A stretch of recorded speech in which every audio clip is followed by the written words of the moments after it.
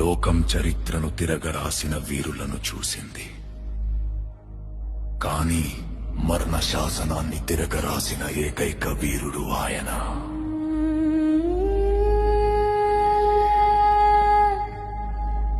శత్రువుని కత్తితో చంపడం కాదు, తన ప్రాణాన్ని బలిగా ఇచ్చి ఆ శత్రువులోని శత్రుత్వాన్ని చంపిన మహాయోధుడు.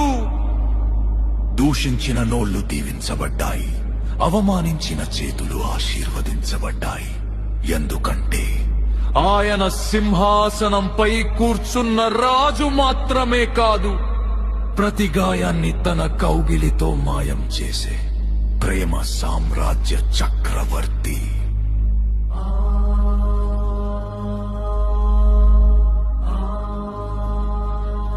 మరణం ఆయనను బంధించాలనుకుంది, కాని ఆ మరణానికే మరణం రుచి చూపించి సమాధిని బద్దలు కొట్టుకుని వచ్చిన మృత్యుంజయుడు పగవాడికి ధైర్యాన్ని, అలసిన గుండెకు ఆలింగనాన్ని ఇచ్చే ఏకైక ఆశ్రయం ఆయన. ఆయనే నా సర్వస్వం, ఆయనే నా యేసుక్రీస్తు.